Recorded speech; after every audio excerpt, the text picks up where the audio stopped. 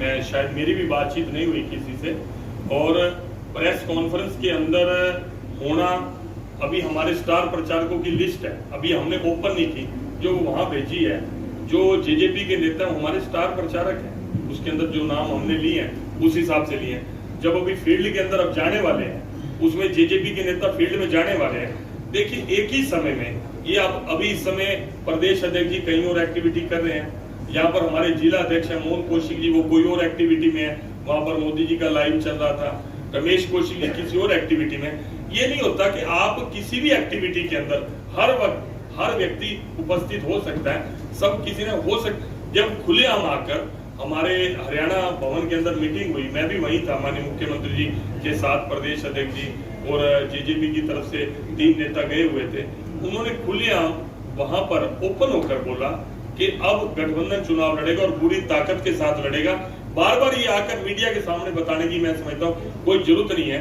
Press conference में कोई एक व्यक्ति की होती है तो वही बोलता है, कभी हो सकता है कि अगली प्रेस कॉन्फ्रेंस जेजेपी की नेता का हो और शायद हम उसके अंदर ना हो, वो भी इसी जगह पे हो। लेकिन भाटिया जी, आपका ये जो कार्यालय चुनाव कार्यालय है, ये गठबंधन का कार्यालय है जी, तो गठबंधन का कहीं पे कोई झंडा, कोई बैनर, कोई होर्डिंग कुछ नजर आना चाहिए। जी, पहली बात मैं आपको क्लियर कर रहा हूँ कि ये चुनाव कार्यालय नहीं है, पहली बात आपको क्लियर कर रहा हूँ। ये आप देखिए कि कोई बीजेपी के किसी का चुनाव कार्यालय होता है, जो प्रत्याशी आ जाए उसका चुनाव कार्यालय होता है। ये भारतीय जनता पार्टी का कार्यालय है, और अगर आप जैसे जेजेपी के साथ 2-3 बार मीटिंग होगी तो वो झंडा डंडा तो छोड़ो, आप उनके कार्यकर्ता भी आपको इसी कार्यालय में मिलेंगे। देखिए उनका नाम आप ले रहे हैं, कोई दूसरा किसी और का नाम लेगा, मैं उनके नाम पर हाँ बोलूं या ना बोलूं, इसका मतलब निर्णय करने वाला मैं हूं। हमारे यहाँ सेंट्रल पार्लियामेंट्री बोर्ड है, स्टेट भी केवल रिकमेंडेशन दे सकता है, निर्णय करना उनका, वो किसी को भी उतार सकते हैं। पत्रकार है, मैं उस नाते से देखिए, मैं कहता हूँ संभावनाओं से इनकार नहीं किया जा सकता। बेटी भी चुनाव लड़ सकती है, बेटा भी चुनाव लड़ सकता है, बड़ा भी लड़ सकता है, छोटा भी लड़ सकता है। लेकिन मैं आपसे एक बात कहता हूँ, बेटी बचाओ बेटी पढ़ाओ पे जोर देते हैं, ये क्या है? इसका अर्थ अभी कोई घटना घट जाए, परिवार में पति पत्नी का झगड़ा हो जाए और वो जाकर थाने में यही बात कहती है कि आप बेटी बचाओ बेटी पढ़ाओ की बात करते हो और मेरे पड़ोसी ने या मेरे हस्बैंड ने या मेरे बेटे ने। सवाल ये अवेयरनेस कैंपेन थी।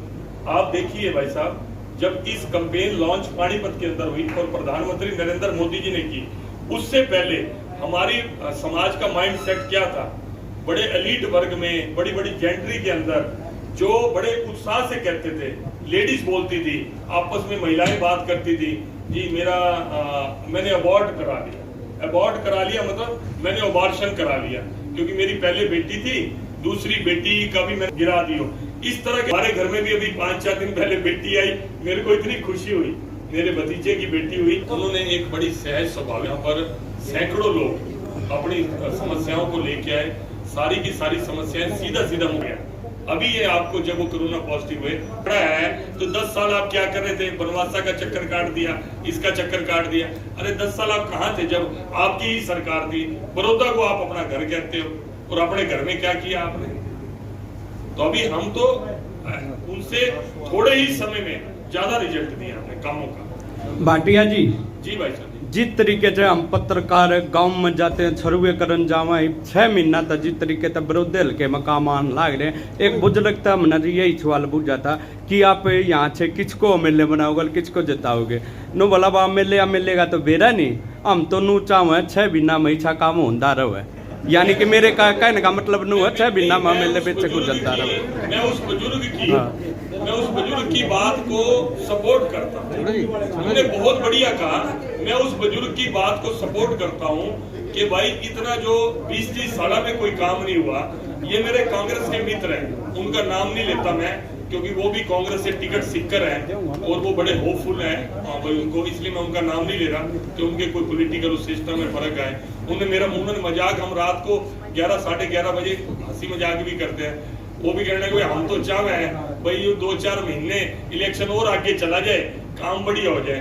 मैं कभी तब जिगरा सा रखो, मैं अपने नेता ने बोल दे तू 6 महीने छोड़, तू 4 साल में ही काम चलन दे, हम चलन देंगे, कोई चिंता वाली बात नहीं। तो हम तो उस बुजुर्ग की बात को सपोर्ट करते हैं कि उनको ये खुशी हुई कि हमारा विधायक नहीं है। देखो उस बात के लिए परमात्मा को हम चाहते हैं कि उनके अपने चरणों में उनको स्थान दे और वो अच्छे इंसान थे।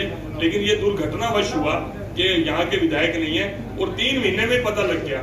अब वो रहे रहते तो किसी को विकास की झलक भी नहीं मिलनी थी। उन्होंने तो हमारी बुजुर्ग ने हमारी बात को सपोर्ट किया, हम इसी तरह के काम चालू रखें।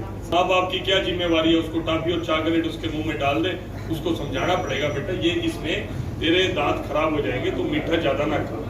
आज ये अगर हम ये बोल दें कि एमएसपी से नीचे कोई खरीद नहीं करेगा, जब सरकार मिनिमम सपोर्ट प्राइस देती है उसको पूरा किसान की फसल को वो रेट मिलता है, उसके बाद आप देखो बाजरे का रेट डाउन आता है।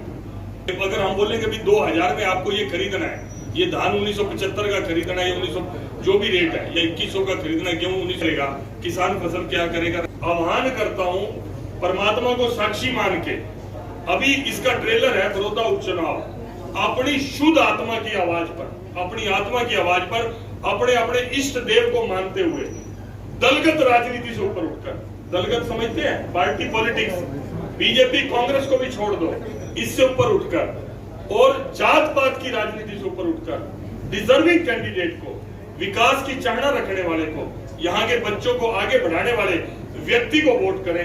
ये मैं अपील भारतीय जनता पार्टी की तरफ से सबके लिए करता हूं और मैं चाहता हूं इस अपील के साथ सब लोग मैदान के अंदर आए।